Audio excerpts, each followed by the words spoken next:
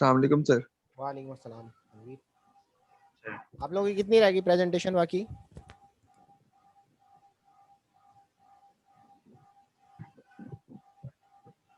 अभी हसान का और अनस का सर पार्ट रह गया है अभी किसको बना थोड़ा दो? सा।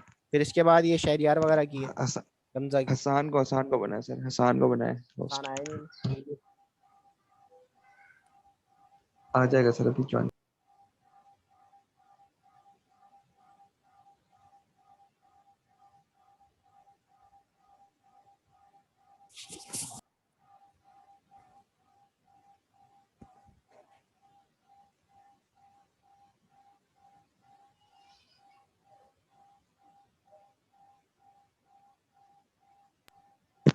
अनस आप बन जाओ होस्ट। आ गया, मैं आ गया। हेलो। हेलो। सर हसान को बना दे, हसान आ गया है। बना। ये मैं एक दो को ऐड कर लूं।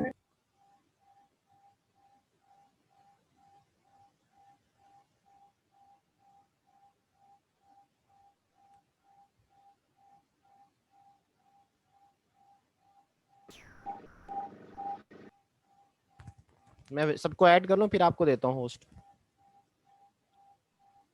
ठीक है सर। ठीक है सर।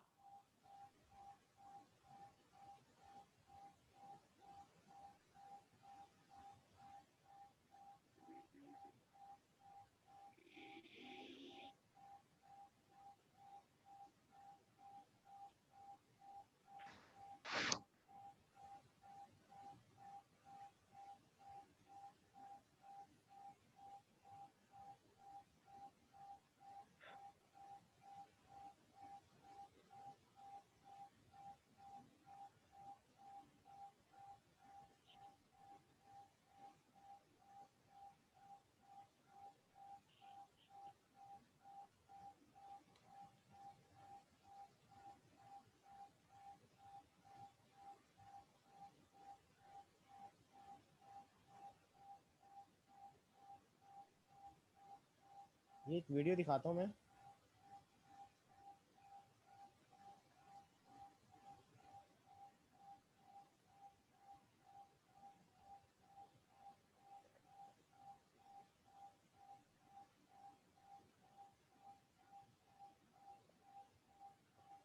सारे आ गए?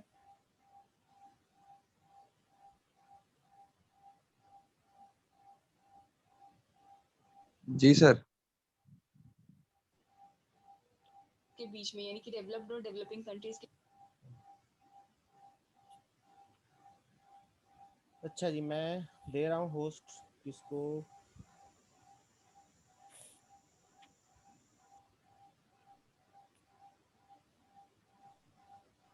जी हसान, मैंने बना दिया आपको। ठीक है सर।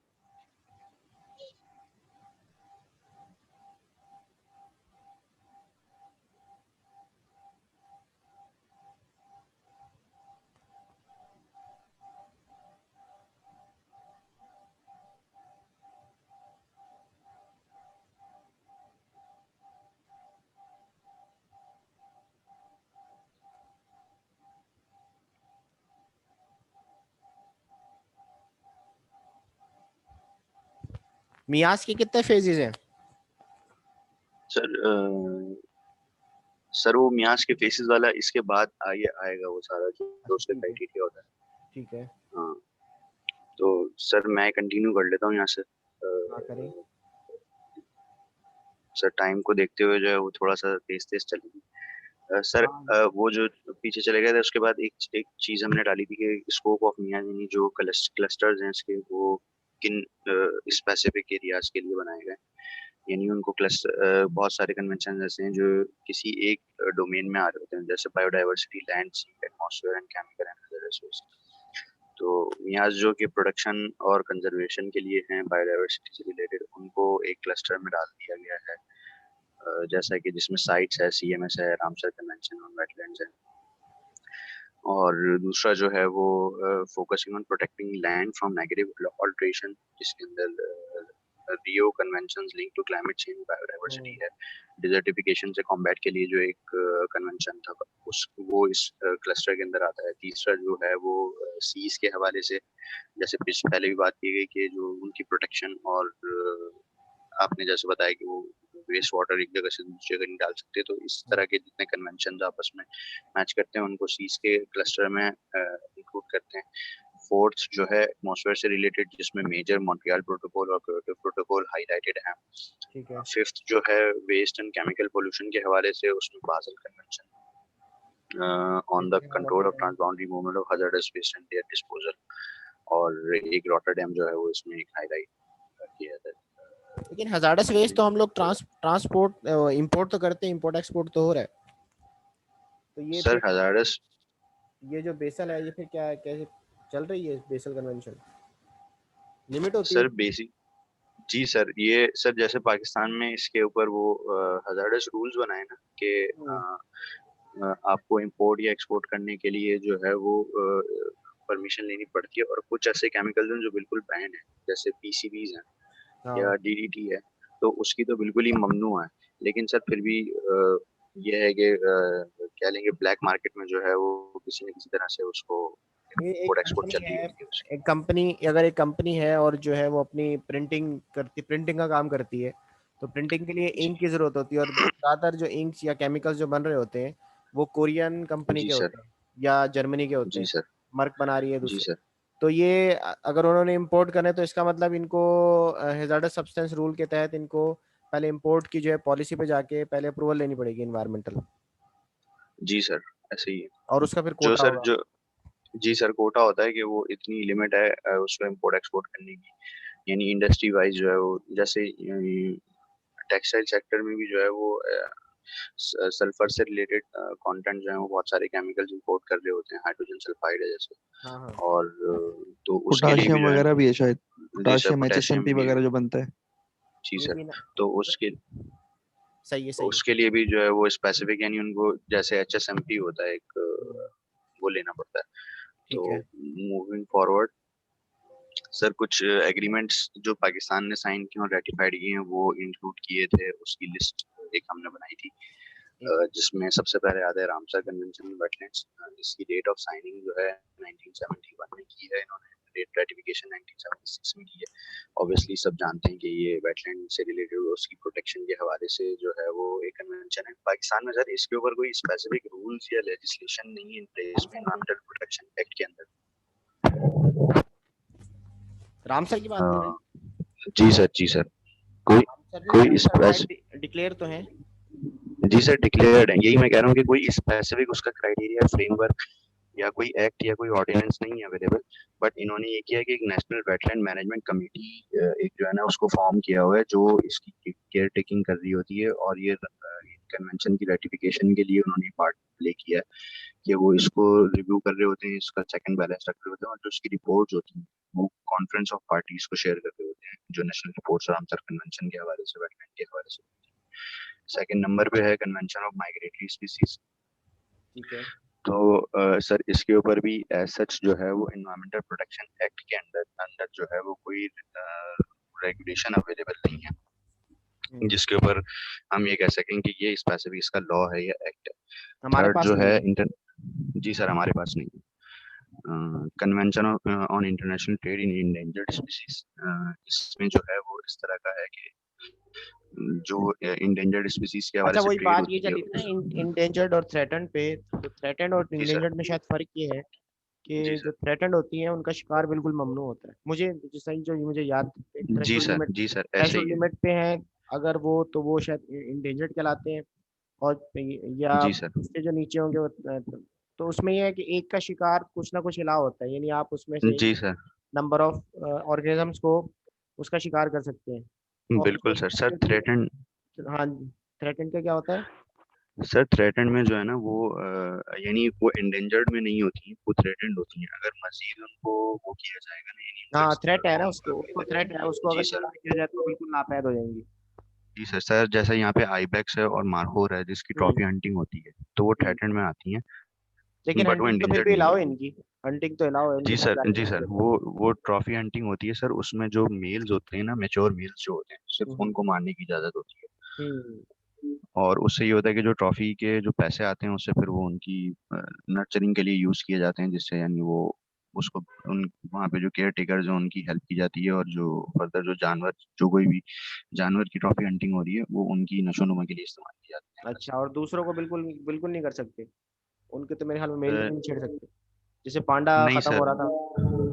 हाँ, जो इंडेंजर्ड है सर उनको तो बिल्कुल ही कंट्रोल्ड इन्वायरमेंट पांडा में का रखा ये था, जाता है, फिर वो हाँ वही पांडा एक एग्जांपल है। पांडा बिल्कुल इंडेंजर्ड हो गई थी और खत्म होने वाली थी, तो उसके शिकार पे भी बैन कर दिया गया था।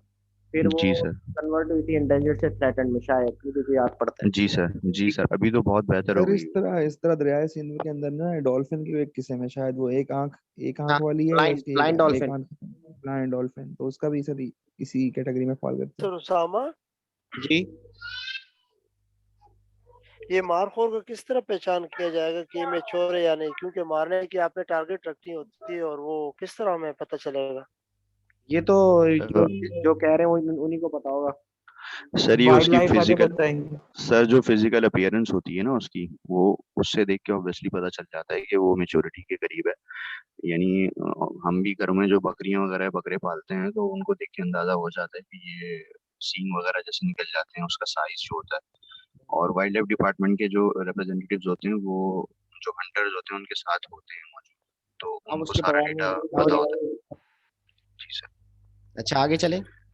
सर नेक्स्ट, अच्छा सर, ये इंडिजिनस स्पीसीज के हवाले से सिर्फ एक जो है ना वो 2012 मई में पार्लियामेंट ने एक बिल पास किया था, जो कहता Pakistan trade control of wild fauna and flora act 2012। Fourth पे जो है वो convention on law of seas, इसके हवाले से कोई रूल नहीं है हमारे पास, जो कि पाकिस्तान इन्वायरमेंटल प्रोटेक्शन एक्ट के अंडर कन्फर करे। ठीक है। नेक्स्ट जो वियना कन्वेंशन है सर, वियना कन्वेंशन में भी कोई रूल हमारे पास अवेलेबल नहीं है। इसकी हालांकि डेट ऑफ रेटिफिकेशन जो है वो 1992 है, बट ये है कि इस प्रोटोकॉल के हवाले से जो है कोई प्रोटोकॉल्स बनाए नहीं गई हैं जो कि पाकिस्तान इन्वायरमेंटल प्रोटेक्शन एक्ट के अंडर आते हो। और सेकंड जो है इसके बाद वो मॉन्ट्रियल प्रोटोकॉल है। इसमें जो है अगर बात करें स्पेसिफिकली, तो इंपोर्ट पॉलिसी ऑर्डर जो है उसका एक सेक्शन है, उसके अंदर जो है वो इसके ऊपर रिस्ट्रिक्शन लगाई गई है कि ओजोन डिप्लीटिंग सब्सटेंसेस जो हैं उसकी इंपोर्ट या उसकी इंपोर्ट के ऊपर पाबंदी लगाई गई है कि ओडीएस जो है वो इंपोर्ट इसको तो नहीं फॉलो किए कर रहे हैं जाएंगे। हम लोग, मॉन्ट्रियल जी को सर, सख्ती जी से। सर, जी सर। बेसल सेवेंथ पे जो कन्वेंशन है और बाजल कन्वेंशन हाँ, है। बेसल कन्वेंशन पे भी सख्ती है काफी। जी सर, इसी के लिए जो है वो पाकिस्तान में और सिंध के जो हजार्डस सब्सटेंसेस रूल्स हैं उसके अंदर इस चीज को कवर किया गया हम्म, लेकिन है सर। ये तो इसको रेगुलेट तो मेरे ख्याल में हमारी मिनिस्ट्री ऑफ क्लाइमेट चेंज करती है ना। जी सर, सर उसी के अंडर आ गया अब तो जो है वो। सही है, कोटा भी वही लोग अलॉट करते हैं। जी सर। सही। फिर नेक्स्ट जो है वो कन्वेंशन ऑन बायोलॉजिकल डाइवर्सिटी जो है, इसके हवाले से भी कोई रूल अवेलेबल नहीं है, बट इसके हवाले से एक जो पाकिस्तान बायो सेफ्टी रूल्स हैं 2005 के, हम्म, उसके अंदर यानी उसके ऊपर आर्ग्यूमेंट किया जा सकता है कि उसके अंदर ये चीज कवर होती है, कार्टिजिना प्रोटोकॉल ऑन बायो सेफ्टी 2001 की। ठीक है। नेक्स्ट जो है वो United nation convention on combat of desertification, इसके हवाले से पाकिस्तान में एक जो है वो नेशनल एक्शन प्रोग्राम स्टार्ट किया था डिजर्टिफिकेशन से कॉम्बैट करने के लिए 2002 में, जिसको हम ये कह सकते हैं कि ये यहाँ पे इम्प्लीमेंट हो रहा है, और प्रॉपर्ली इसको यानी इन्होंने एज अ सिग्नेटरी जो है उसको इम्प्लीमेंट किया है। यूएनएफसीसी जो है, इसके हवाले से पाकिस्तान क्लाइमेट चेंज एक्ट 2016 जो है वो पाकिस्तान में आया था, और उसके अलावा एक इन्होंने पाकिस्तान क्लाइमेट चेंज काउंसिल जो है वो फॉर्मेशन उसकी हुई। क्या बनाई थी अ, पाकिस्तान? वो तो पहले पाकिस्तान इन्वायरमेंटल थी ना। जी सर, वो फिर उसके बाद पाकिस्तान क्लाइमेट चेंज काउंसिल के नाम से जो है ना वो इन्होंने एक काउंसिल बनाई जो कि इसको टेक केयर कर रही होती है। ठीक है। क्योटो प्रोटोकॉल भी इसी में कवर हो रहा होता है, और रॉटरडैम कन्वेंशन के हवाले से जो है वो पाकिस्तान ने तकरीबन 28 केमिकल जो हैं वो बैन की हैं पीआईसी प्रोसीजर के थ्रू। ठीक है। और उसके अलावा एक ministry of food agriculture and live stock जो है ना वो इसमें उसके अंडर में एक एग्रीकल्चर पेस्टिसाइड टेक्निकल एडवाइजरी आती वो है, पेस्टिसाइड जो कि वाला इन तो चीजों अलग को है, देखेगी। वो रॉटरडैम में नहीं आता मेरे ख्याल में। सर ये hazardous chemicals एंड पेस्टिसाइड्स के हवाले से, मतलब वो केमिकल में कुछ पेस्टिसाइड्स भी आ रहे होते हैं, तो वो इस हवाले से यानी कह सकते हैं कि उसमें कवर कर रहे होते हैं कहीं ना कहीं वो। हाँ, वो मतलब इसमें स्पेसिफिक पेस्टिसाइड का एक पेस्टिसाइड्स नहीं है। पेस्टिसाइड का एक ऑर्डिनेंस बना है, पेस्टिसाइड ऑर्डिनेंस के नाम से, पाकिस्तान पेस्टिसाइड ऑर्डिनेंस करके है। पंजाब में बहुत एक्टिव है ये। तो पेस्टिसाइड जी की सर। मैंने पेस्टिसाइड की एक दो EIE रिपोर्ट्स की थी। पेस्टिसाइड आपको पता है वो IEE नहीं होता, उसका सिर्फ EIE होगा। तो उसमें ये जी था कि सर। हमने जब उनसे लिस्ट मांगी थी तो जितने भी उसके अंदर जो वो पेस्टिसाइड इस्तेमाल करे थे, जैसे कि ये इंसेक्टिसाइड्स थे, फंजीसाइड्स थे, मुख्तलिफ वो थे। तो जी उन्होंने उसकी लिस्ट हमने जब पंजाब इन्वायरमेंटल प्रोटेक्शन एजेंसी में जमा कराई थी, तो उन्होंने उस लिस्ट के अगेंस्ट जो है उसकी पूरी वो मांगी थी कि इसको कैसे ये ट्रीट करेंगे। तो वो फिर हैजार्डस सब्सटेंस में नहीं आया था, वो किसी और उसमें चला गया था। विश्वास जी सर, वो पेस्टिसाइड्स के बारे में सर, वो इसमें ये है ना, ministry of food and agriculture हाँ, वो लाइव स्टॉक मिनिस्ट्री जो ऑफ है ना। एनवायरनमेंट में शायद नहीं आता, वो फिर पेस्टिसाइड जी का अलग सर। ऑर्डिनेंस बनाया हुआ जी उन्होंने। सर। जी सर, बिल्कुल ऐसे ही है। 13 पे जो है वो कार्टेजिना प्रोटोकॉल बायोसेफ्टी के हवाले से, जिसमें बायोसेफ्टी रूल्स 2005 अवेलेबल है पाकिस्तान में, जो कि डील करते होते हैं एलएमओज और जीएमओज के साथ। 14 पे Stockholm convention on persistent organic ठीक है, पोल्यूटेंट्स। पॉप। जी सर, इसमें ये है कि पाकिस्तान के पास कोई सच रेगुलेशन तो नहीं है, बट इसकी प्रोडक्शन के ऊपर पाकिस्तान ने बैन किया हुआ है। पीसीबी जैसे हो गए, यूपॉप्स हो गए, तो इस तरह की चीजें एक तो प्रोडक्शन में भी नहीं है और दूसरा इंपोर्ट पे भी पाबंदी है। इंपोर्ट मिनीमाटा बिल्कुल नहीं कर रहे हम कन्वेंशन। लोग, पॉप्स सर वगैरह। इंपोर्ट सर इंपोर्ट कर रहे हैं, बट वो लिमिटेड अमाउंट में, और 2028 तक गालिबन एक इनका जो है ना फ्रेमवर्क है कि इसको खत्म करना है दुनिया में से। कुछ इस हवाले से मैंने पढ़ी थी चीजें, अभी एग्जैक्ट नहीं है। 2028 तक का इनका वो है कि इसको इराडिकेट करना है। ठीक है, पोलियो की तरह। और हाँ, पोलियो की तरह। 15th जो है सर मिनीमाटा कन्वेंशन है, ये पाकिस्तान ने रिसेंटली रेटिफाई किया दिसंबर 2020 में। तो इसके हवाले से ऐसा सभी को रेगुलेशन अवेलेबल।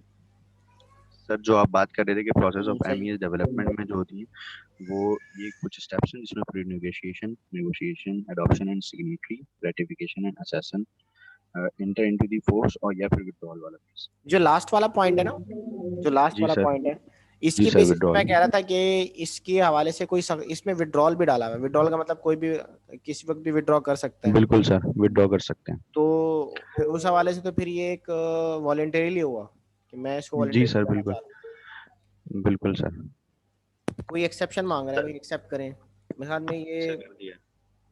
उस्मान ना हो। जी सर, हो गए, कर दिया सर सब। ठीक है। सर इसमें जो फेजेस हैं वो प्री नेगोशिएशन है, जिसमें इंटरनेशनल लेवल पे जो है वो जॉइंट इंटरनेशनल एक्शन किए जाते हैं इन्वायरमेंटल प्रॉब्लम्स के हवाले से। नेशनल लेवल पे जो है वो अपनी जो डोमेस्टिक जो नेशनल लेवल की इन्वायरमेंट की कंडीशंस होती हैं उसको देखते हुए जो है वो फिर देखा जाता है कि IIME जो है वो जो बनने जा रहा है वो इनके लिए फेवरेबल होगा या नहीं।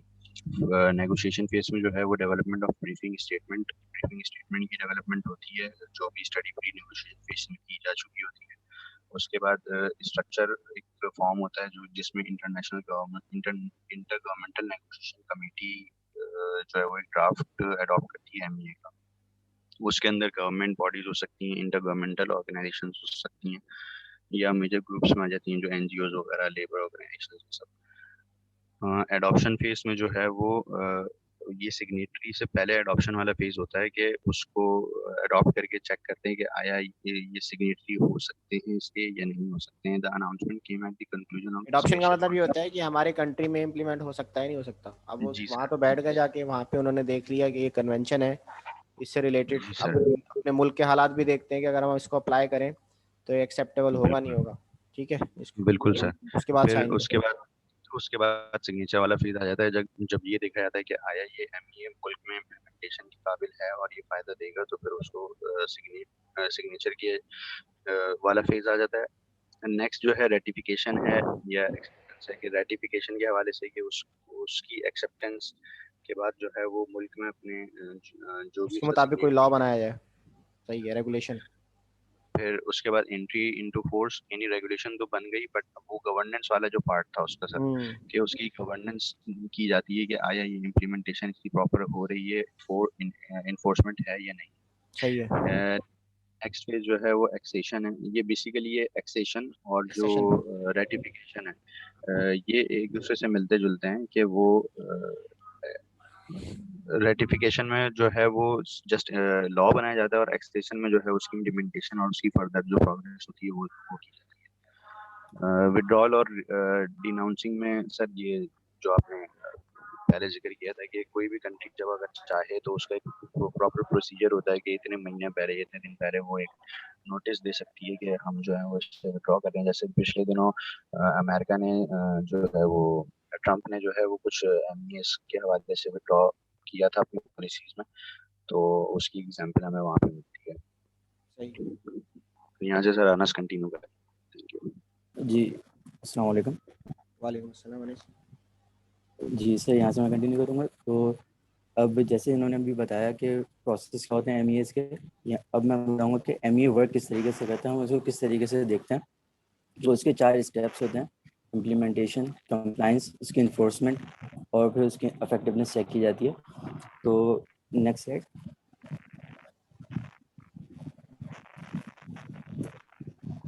जी सर, तो इम्प्लीमेंटेशन में ये चीज़ देखी जाती है कि जो भी हमने एमईए बनाया है, उसको साइन किया, उसको रेटिफाई किया है, तो उसके लिए हमने इम्प्लीमेंटेशन के लिए क्या किया है, कोई पॉलिसी, कोई लॉ रेगुलेट किया है या नहीं किया, ये चीज़ इम्प्लीमेंटेशन में देखी जाती है। फिर उसकी कंप्लाइंस देखी जाती है कि उसकी कंप्लाइंस उस लॉ के अगेंस्ट वो हो रही है या नहीं हो रही है। फिर उसकी इन्फोर्समेंट देखी जाती है कि उस कंप्लायंस के लिए जो सिस्टमेटिकली प्रोसीजर्स हैं, जो एक्शंस हैं नेशनली या इंटरनेशनली, वो किस तरीके से हैं और किस तरीके से उनको इन्फोर्स किया जा रहा है। नेक्स्ट, फिर उसकी इफेक्टिवनेस देखी जाती है। इफेक्टिवनेस जो किसी भी एमईए की होती है वो काफ़ी डिफरेंट होती है बाकी चीज़ों से, क्योंकि इसके अंदर सिर्फ किसी एक चीज़ को अगर आप फोकस करेंगे तो उसकी इफेक्टिवनेस पता नहीं चलेगी। फॉर एग्जांपल, अगर किसी चीज़ के कोई कंट्रोल मेजर्स बना दिया आपने, लेकिन उसको मेजर करने के लिए प्रॉपर फंडिंग प्रोवाइड नहीं की जा रही, तो उसकी इफेक्टिवनेस इस तरीके से नहीं रहेगी। तो इसमें सारी चीज़ें देखनी पड़ती हैं कि उसके कंट्रोल भी हो, उसकी फंडिंग भी प्रॉपर हो, तो फिर वो इफेक्टिव हो सकेगा। जिसकी एक बेहतरीन एग्जांपल जो हमारे पास मॉन्ट्रियल प्रोटोकॉल की है, जिसका जो पर्पस है वो बिल्कुल फोकस था कि हमने जो है वो ओडीएस रिमूव करने। उसकी अप्रोचेस क्लियर थी कि ओडीएस में मतलब किस तरीके से उसको रिड्यूस करेंगे, और इसके लिए फाइनेंशियल मेथड भी बेहतरीन था, जिसके लिए मल्टीलेटरल फंडिंग बनाई गई थी, जिसमें जो है वो जो डेवलपिंग या अंडर डेवलपिंग कंट्रीज़ हैं उनको फंड्स प्रोवाइड किए जाते हैं to combat the ODS reduction. Next, अच्छा, एमईएस के कुछ इंस्टीट्यूशनल एलिमेंट्स होते हैं। ये है ना वो मुझे पूछ रहा था, कौन स्कॉप मॉप जी जो जी, आपने ऊपर लिखा कॉप था, मॉप, जी कॉन्फ्रेंस कॉन्फ्रेंस ऑफ और पार्टीज और पार्टीज। Meeting of parties. तो ये होते हैं ये डिसीजन मेकिंग बॉडी होती है किसी भी एमई की इम्प्लीमेंटेशन और उसकी डेवलपमेंट के लिए। फिर सेकंड है सेक्रेटेरिएट, ये सपोर्टिंग अब तक बॉडी कितनी होती है कॉप की टू। मीटिंग हो चुकी है, पता है कुछ आपको? सर मैंने पढ़ा था, मतलब काफ़ी सारी हुई, जैसे क्योटो प्रोटोकॉल के ऊपर 5-6 हो चुकी हैं, मॉन्ट्रियल के ऊपर मैं नहीं, बहुत ज्यादा हो एग्जैक्ट चुकी है। फिगर्स याद नहीं है। जी जी, जैसे मैंने 7-8-9 के करीब जो है वो तकरीबन तो मैंने देखी थी जिसमें अलग अलग जो है वो थी, और ये डिफरेंट इसके ऊपर है, मतलब डिफरेंट एमईएस के ऊपर अलग अलग 5-6-7-8 इस तरीके से हुई हुई है। तो ये मीटिंग्स जो है वो होती रहती हैं, जिसमें जो है वो फर्दर उसकी देखी जाती है उसकी कितनी इम्प्रूवमेंट है, या उसके लिए और क्या मेजर्स हमने ले सकते हैं उसको फर्दर इम्प्रूव करने के लिए। इस तरीके से फिर एग्जेक्टिव एंड सब्सिडरी बॉडीज़ होती हैं। ये जो नॉर्मली एक टीम होती है जो किसी भी एमईए के लिए उसके साइंटिफिकली, उसके टेक्निकली और उसके फाइनेंशियल मैटर्स को देख रही होती है, और उसको फिर रिपोर्ट करती है सीओपी को। उसके अलावा जो क्लियरिंग हाउसेस होते हैं, क्लियरिंग हाउसेस ये होती है कि जो इन्फॉर्मेशंस किसी भी एमईए की इम्प्रूवमेंट होती है, उसके लिए जो फर्दर इम्प्रूवमेंट चाहिए होती है, उसकी जो एक्सचेंज होती है ना, उसकी इंफॉर्मेशन की एक्सचेंज, वो इसका काम होता है। फिर इसके बाद इम्प्लीमेंटेशन एक्टर्स। इम्प्लीमेंटेशन एक्टर्स वही होते हैं, फॉर एग्जांपल किसी भी कंट्री में किसी भी एमईए को जो उसको इम्प्लीमेंट करवा रहा होगा, जैसे क्लाइमेट चेंज को अगर ले लें तो पाकिस्तान में मिनिस्टर ऑफ क्लाइमेट चेंज है। तो ये इंस्टीट्यूट होते हैं किसी भी कंट्री के या किसी भी रेटिफायर के, जो उस एमईए को इम्प्लीमेंट करवा रहे होते हैं किसी भी नेशनली या इंटरनेशनली। नेक्स्ट।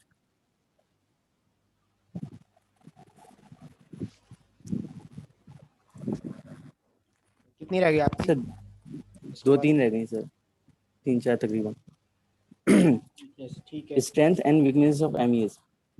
इसमें एमईएस है, उसकी कुछ स्ट्रेंथ भी है, उसकी कुछ वीकनेसेस भी है। स्ट्रेंथ में ये joint strategy to deal with global issues.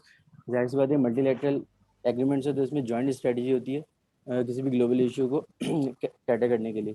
Clearly define who should do what, मतलब इसके अंदर डिफाइन कर दिया जाता है कि किसने क्या करना है। जाहिर सी बात है हर जो कंट्री हो अगर रेटिफाई करेगी तो उसको पता होगा उसने क्या करना है।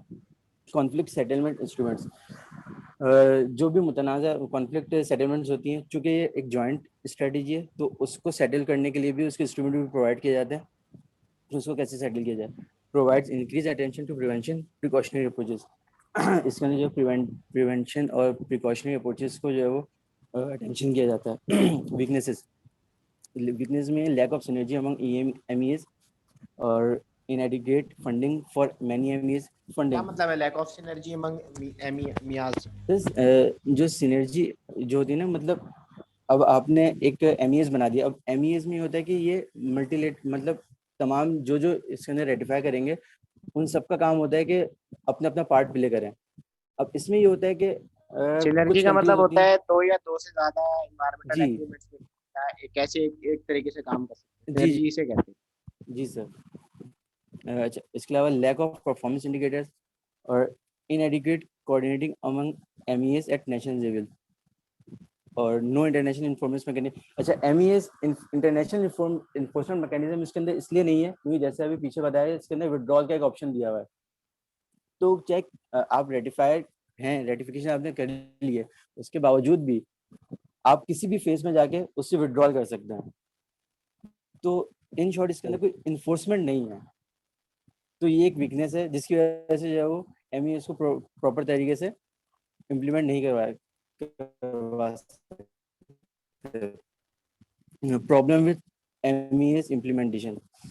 While MES are legally binding, they suffer from the inability or unwillingness of parties or countries to implement and enforce them.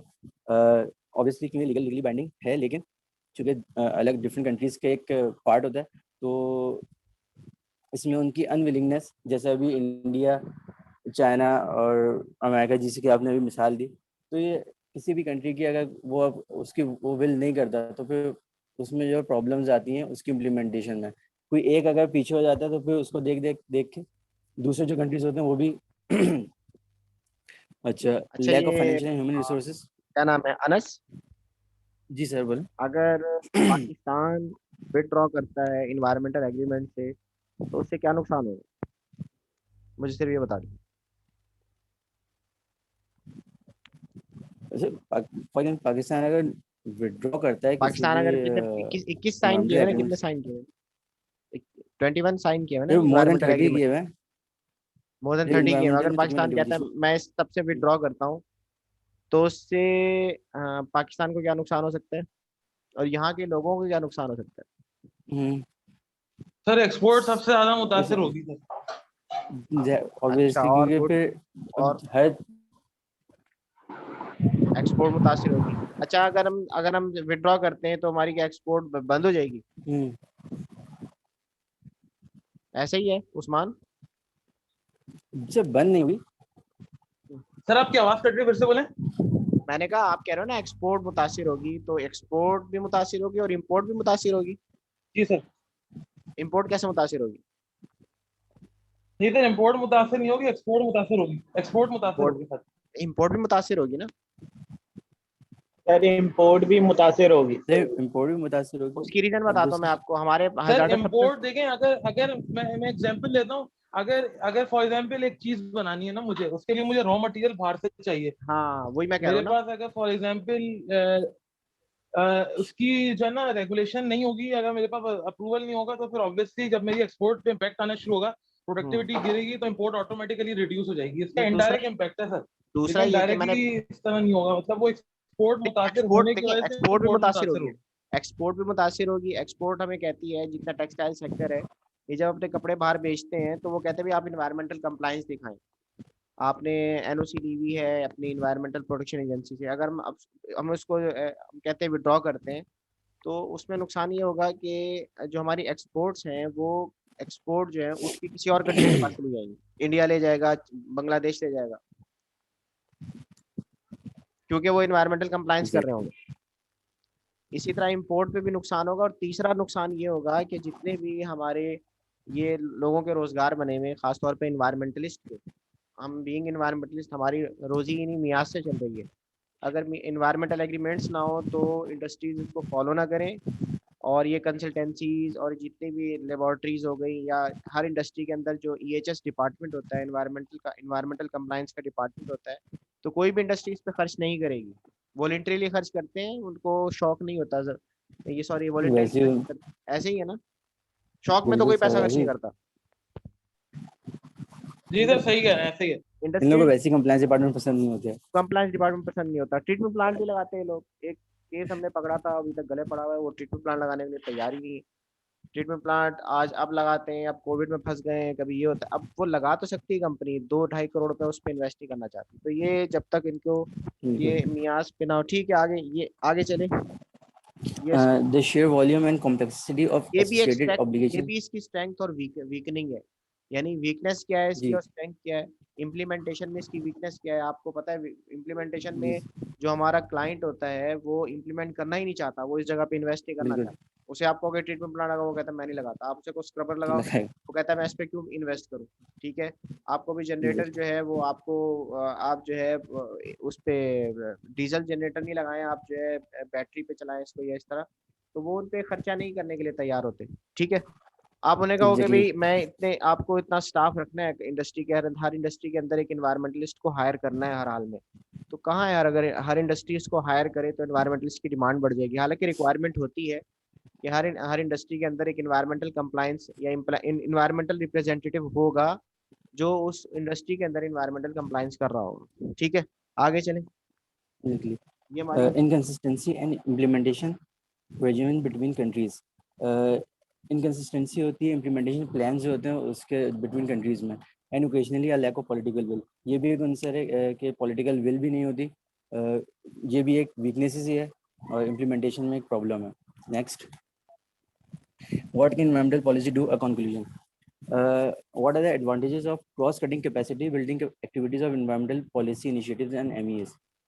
इसके जो जो एडवांटेजेस हैं वो आपको थोड़े से बता दूं। पॉलिसी एडवाइस, क्योंकि कोई भी MEA इमर्ज होता है तो उसके फिर पॉलिसी बनती है, उसके लिए फिर एडवाइजेस आती हैं। टेक्निकल एंड फाइनेंशियल असिस्टेंस मिलती है। Assessment and management of pollution, education and awareness, ये भी है।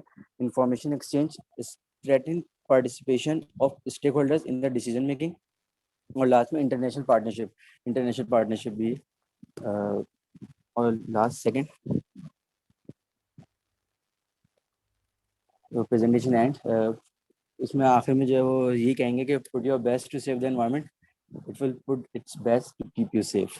Thank you. ठीक है, आपने प्रेजेंटेशन लेंथी तो बहुत थी, लेकिन ये कि मटेरियल अच्छा था। इसके अंदर आपने मियाज को भी डिस्कस किया, उसके फेजेस को भी डिस्कस किया, पर्पस क्या है मियाज का, कितने मियाज पाकिस्तान ने सिग्नेटरी है, तो सारी चीज़ें तकरीबन आप लोगों ने इसके अंदर डिस्कस करनी है। अब यहाँ में टाइम 5 मिनट रह गए, तो ये जो आखिरी ग्रुप है इसके लिए हम आखिरी सेशन रख लेंगे, और ये आखिरी सेशन के बाद जो है उस पर मैं डिस्कस भी कर लूँगा कि भाई टॉपिक्स जो हैं वो टॉपिक्स तो नहीं बताऊँगा, मतलब ये कि क्या क्या फाइनल में आपने कैसे तैयारी करनी है। पेपर आपका ELMS पे होगा, जी तो पता है ना। जी सर सर। आधे घंटे का ब्रेक दे दीजिएगा सर। अब बस ये आधे घंटे का ब्रेक लेते हैं नाश्ते का, ठीक है। ठीक है सर। और ये आप लोगों ने ठीक है जितनी सर। बारह प्रेजेंटेशन बनाई है वो कम से कम मुझे शेयर भी कर दें, ये इसकी जो PPTs है, ठीक है सर, ताकि मैं इसको नो उसमें भी प्रॉब्लम। डाल दूं। सर मिड टर्म के नंबर्स तो बताएंगे सर। चेक ही नहीं किया अभी, नहीं करूंगा सर इंशाल्लाह। तो चेक कर ले होता क्या। नहीं करता हूँ उसको, फिर मैं आपको नंबर साथ ही बता दूंगा एक ही दफा, झटका लगे। ठीक है सर 12:15 पे रख लें दूसरा से तीसरा सेशन। क्या टाइम हो रहा है? ठीक है 12:15 पे रख लेते हैं। अच्छा होस्ट बना दिया मुझे? Okay sir. एक मिनट। हाँ होस्ट बन गया। ठीक है फिर मैं इंशाल्लाह 12:15 बजे जो है नेक्स्ट सेशन स्टार्ट करते हैं 12:20 पे। ठीक है सर, थैंक यू सर। अल्लाह हाफिज। ठीक है सर। अल्लाह हाफिज।